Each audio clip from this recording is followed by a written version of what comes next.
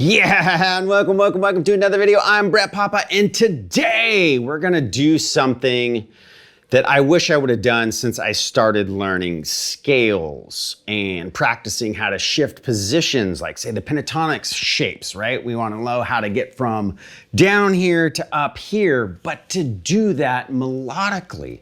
So how do we start to be able to use our scales and our scale exercises to become more melodic as well? All right, if you're new here, welcome. Make sure that you subscribe and click the bell to be notified when the newest videos come out. And down below, I'm gonna leave a link to a free course called Fretboard Command, which is all about how you can start to become more melodic in soloing on guitar. So, what I'm gonna do right off the bat is I'm going to work out of A major pentatonic, right? So we're gonna be thinking about this chord the whole time. And I'm also gonna work out of A major pentatonic. Now I wanna clear something up really quickly. I had this brought up in one of the comment sections on one of my courses. I like to refer to the pentatonic shapes. I know there's a theoretical approach to how you talk about major pentatonic and minor pentatonic and the shapes that go with each one of those keys. I like to think of the shapes as just shapes. So I'm gonna talk about shape 1 or shape 2 or shape 3. Anytime you hear me talk about pentatonic shapes, if I say shape 1, it refers to this shape. Now I'm gonna use it in both major and minor so you understand what I mean. Shape 1 in minor pentatonic to me is this.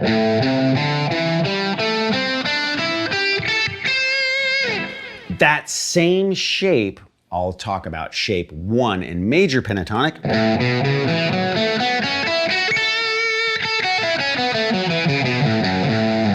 Right, so I refer to those shapes.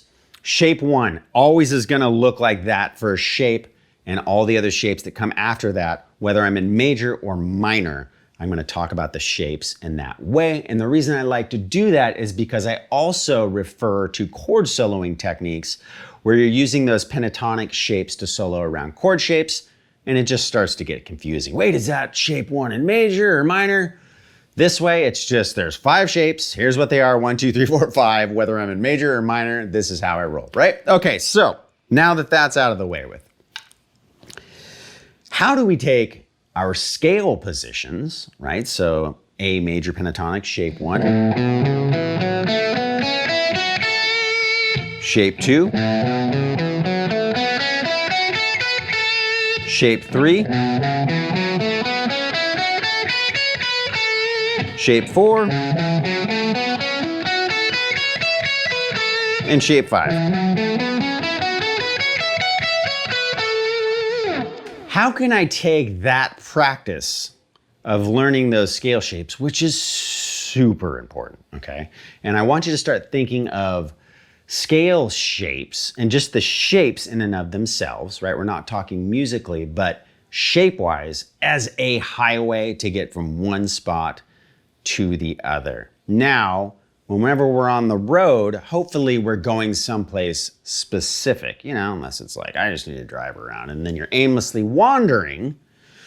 But when you aimlessly wander on the fretboard, it starts to sound like just jibba jabba. At some point, you're just like, oh my God, I need something to hold on to. So let's start talking about, while we're going down the highway, there's also destinations we want to be hitting in each spot. I'm gonna get gas here, I'm gonna get groceries here, and I'm gonna go to the, I got kids, so the trampoline park is over here.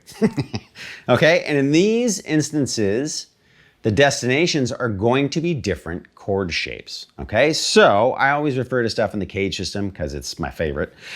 But like if I'm in shape 4, right?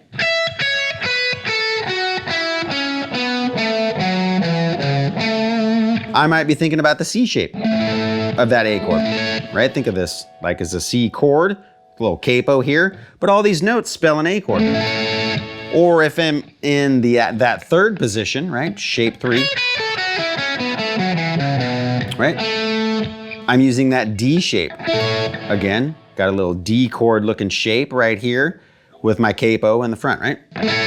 Right here is the E shape of our A chord. Again, think of an E chord shape with the capo, right there. Again, all those shapes, even though I use different chord shapes, they all spelled an A chord. Now, I have tons of videos on the cage system and a whole course on that too. So if you want to check that out, reppapa.com. But I'm going to use the fusion of these shapes and our pentatonic shapes to create melodic sounding practice patterns. So again, in the back of our mind, A chord, right? So we want to be able to get from here to here and even back, all with the framework of that A chord behind us. So if I went,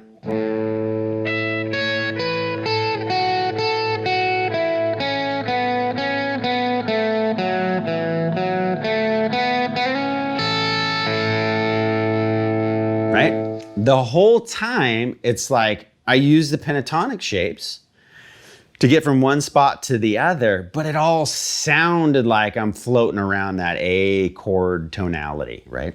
And that's what we want to be able to do. We want to be able to get from one spot on the neck to another, going through our patterns, but with some sort of cohesive sound, right? And that way we're going to develop our melodies, right?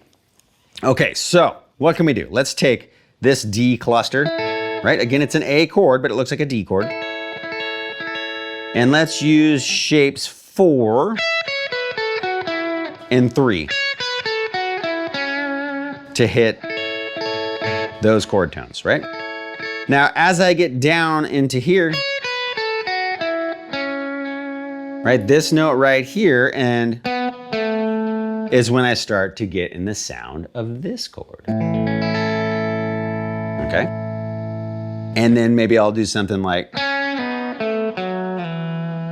which gets me into shape 1, which gets me into that G shape or that A shape of the chord.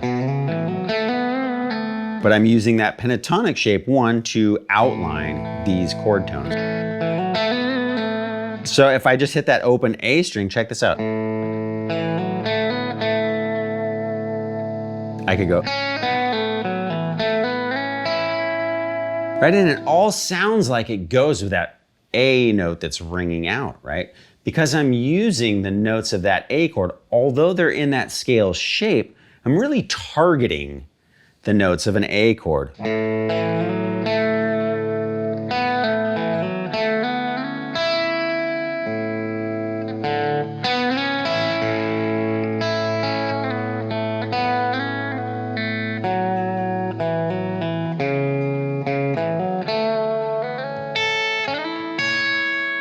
Right? So it all sounds like an A chord because I'm actually using that scale shape to hit the notes of an A chord. So if I go like this,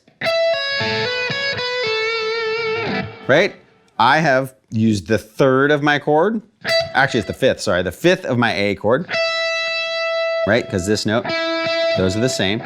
So in this cluster, we have a fifth, right, of the chord, the root of the chord, and the third of the chord. Those three notes make up that A major triad. So I'm going to go, and then I'm going to go 10 to 12, back to my third, right? And then I'm going to shift down here. I'm going to use another note in my third position pentatonic scale in order to get to a new spot, so then I can start targeting the notes of the chords here in the second position. So we got,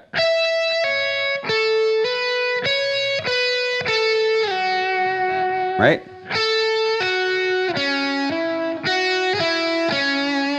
Now when I went, I'm pulling off the root, And then I'm jumping up here and I'm gonna catch the third of my A chord. Fifth, shift. Now I'm in this shape where I can go third, root. Pull off the root into the fifth of that chord. And then I can roll over third, fifth, root, bending up to the third.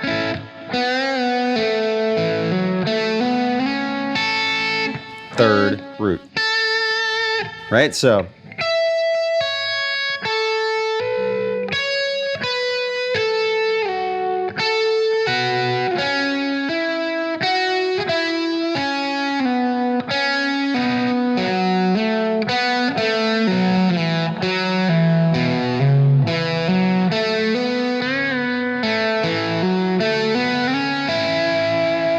that shape one is really cool because as I walk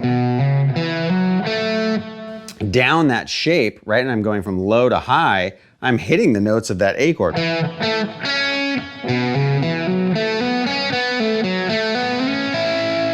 Right? I can pick which notes I want to land on, so if I go here, right, it's going to be the third and the fifth. Great sound, or I could go hit the third in the root. All at the same time, I'm learning how to get from shape to shape in my pentatonic shapes. You can do this with the modes too, right? You just have more notes to work from.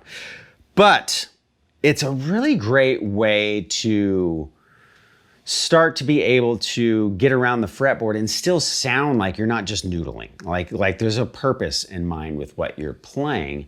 But at the same time, you're building dexterity, right? Because your fingers are learning how to twist and turn in new ways. You're building your scale vocabulary because you can go from one spot to the other. And then you're starting to build your sense of melody.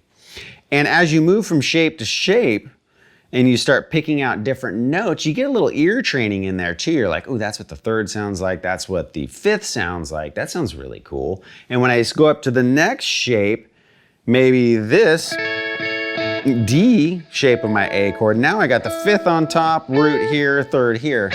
That presents a whole other sound. Now I could do the same thing moving this way, right? I could say take shape 2, shape 3, maybe shape 4, right? Shape 5. I can go back to shape 1.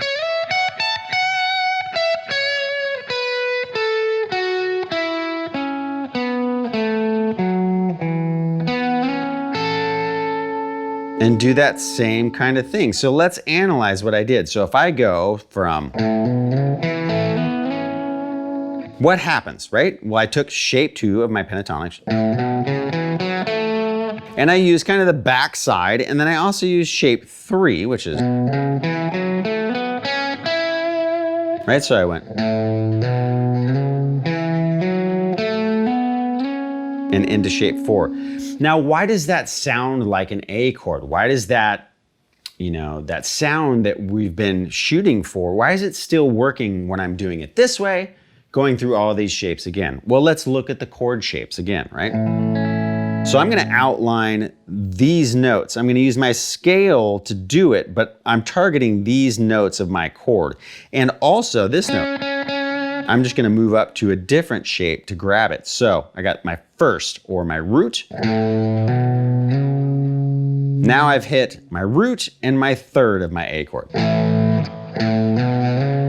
Now once I go here,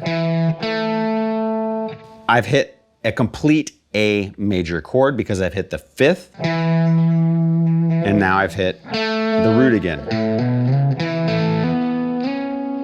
Now I've done the same thing. I used another note of my scale, right? This time you can think of it as the back side of shape 3.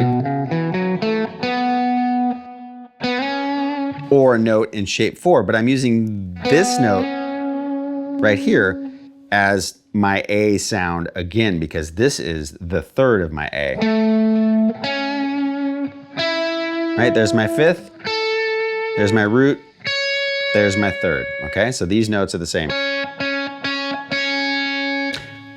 Also very important, memorize the octaves of notes, right? When you find a third here, find all the thirds, that same note all around you. Because a lot of what we really like in phrasing is, again, they're playing right out of that chord, right? You know, it doesn't have to be an A, but in any chord progression, and they're going from one spot to another, a lot of times they're just hitting the same 4 notes, you know, as they're going down through the shapes. And it looks like they're covering a lot of ground, but maybe they're...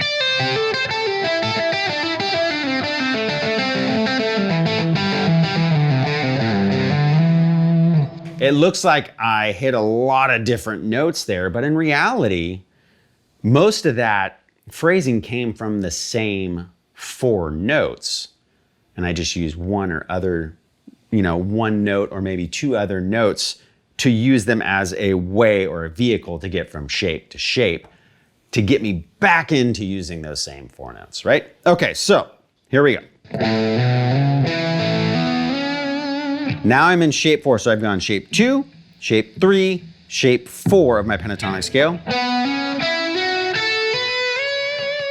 Now, when I go to shape 5, why would I go here? Well, we have an A shape right here. So, again, those 2 notes, 3rd, 5th of my A chord. And I can go up to shape 1, right? And when I go here, I got 3rd to the 5th of this chord, right? Or that big E shape, I just can't fit all my fingers in there, right? So we got...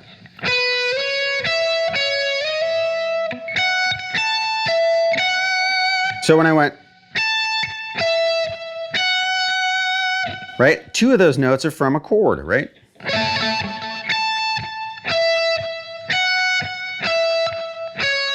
Now I'm back to my 3rd and I'm going back to shape 5.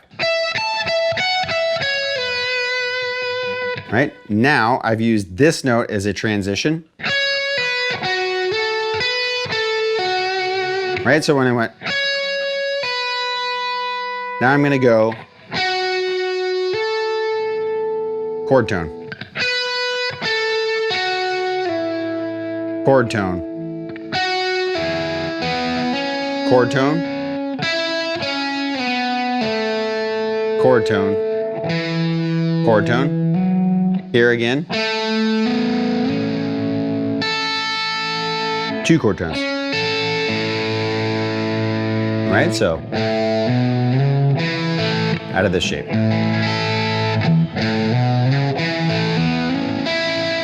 Out of this shape,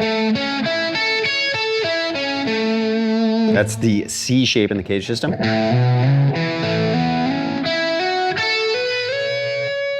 Fifth position, using the A shape. Now I'm gonna go. That's shape 1, but I'm using the back side of it to hit this E shape of my A chord. Back into shape 5.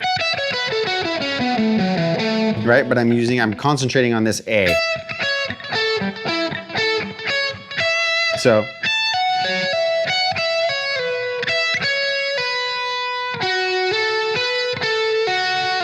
back into this shape, back into this shape,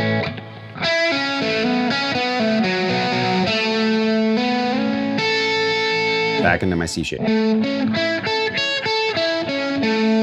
Okay, so we've used both of the, this is what the fusion of these 2 elements, right? The caged shapes and the pentatonic shapes.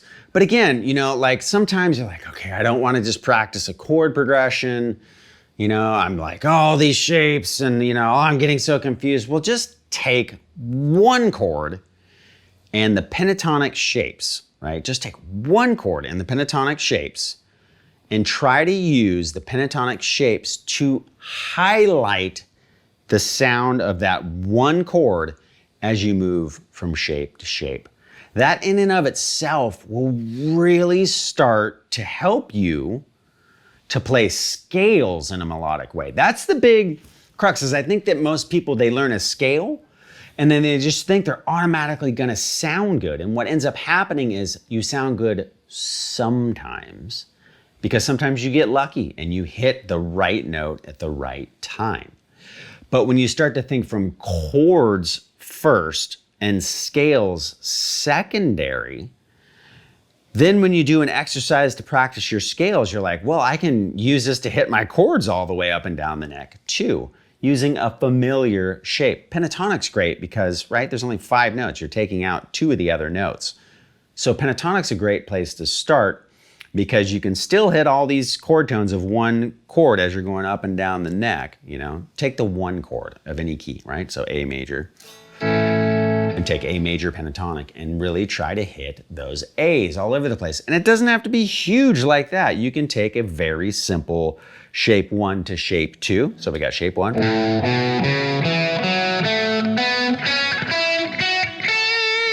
Shape 2.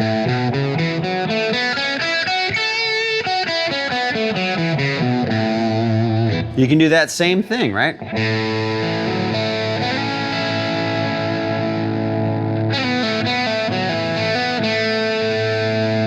And concentrate on hitting the notes of this A chord and this A chord. Now you can do that staying in one shape.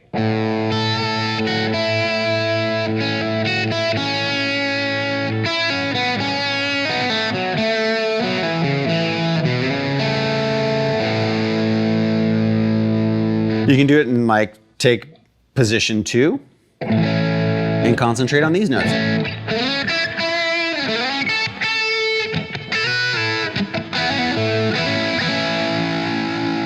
Right, that's all hitting chord tones, right? I use these other 2 notes of my pentatonic scale to just shift that double stop. And then here. Right, another double stop. This time I'm using the 5th of the chord, hammering into the 3rd. Hitting the root right there.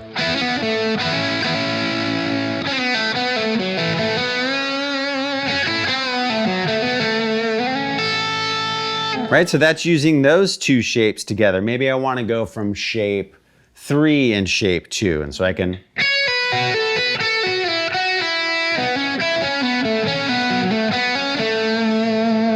Right, but it sounds very much like that A chord. All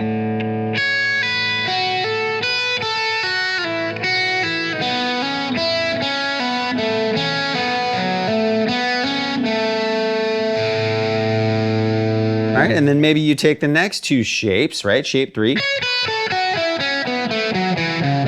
and shape 4. And you start to use those 2.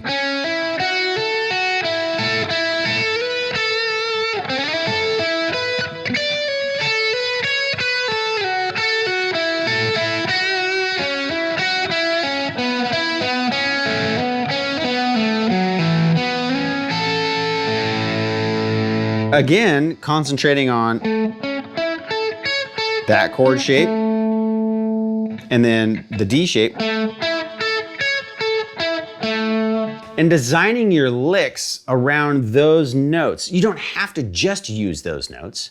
Use the other highways, right? The other notes, those roadways to get from one spot to the other to help you go from one spot to the other. Now, that's just a very mechanical way of doing it. You can start to add feel and vibrato and all these other things, chromatic notes in there once you get the hang of this idea, right? So maybe you're doing like arpeggios that are like...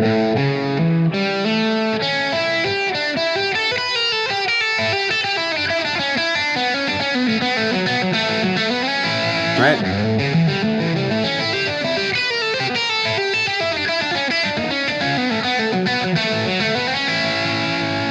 That kind of stuff, right? So in my mind, you know, I've now taken this from just one chord and I'm thinking about how do I hit the notes of 3 chords. So A, right? And then how can I outline maybe, right, G, D, back to A.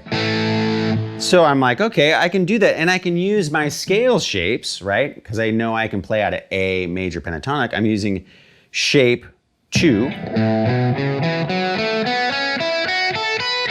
and shape 1 to nail all of those. That's my A arpeggio I'm using. Now I'm gonna add those chromatic, right? So I know that I can use the major pentatonic shape. I know I can fill in some of those gaps. So you can combine those two things together.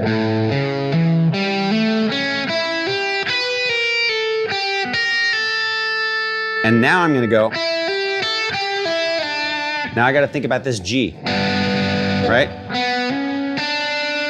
Now the cool thing about that right there, what I just did, is I'm honoring the G chord, but I'm also honoring the sound of that A chord as well.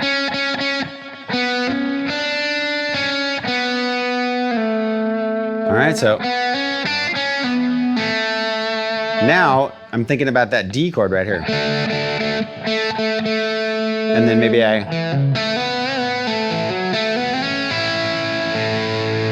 come back to that A chord sound. So that arpeggio run, in my mind, I'm like, how can I honor these 3 chords, sound melodic, work on my scales, but develop a sense of melody and a sense of purpose to the scale and arpeggio exercise practice routine.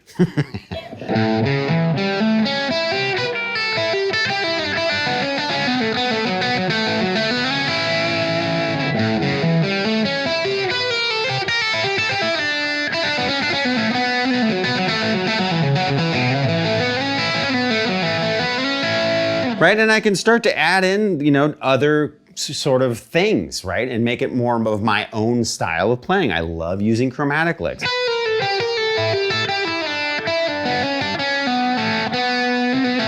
Right, that.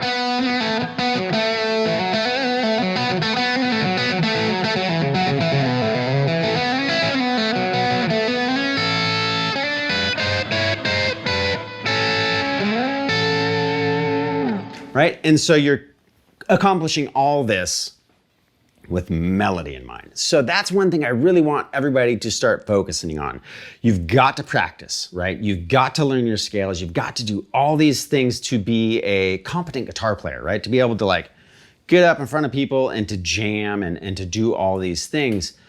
But so many of us focus on technique and scale shapes without putting as much or more heavy emphasis on the melody department. And that's what we really need. I mean, working with a bunch of players and playing around and working in town in Nashville with all these just staggeringly good players, the one thing I notice is a lot of these guys, like a Guthrie Trapp or you know, a number of people, Tom Bukovac, any of these, Rob McNally, any of these incredible, Jack Roosh, another guy that's been on the channel, all these incredible, Corey Congilio, I mean, on and on and on. Any guest I have on the channel, one thing you'll notice is even though they're working on their scales, you can hear the chords behind what they're playing. And so they may be going from one spot to another, but it's like, oh, I hear that whole progression of what they're soloing over. I don't even have to hear the chords behind it.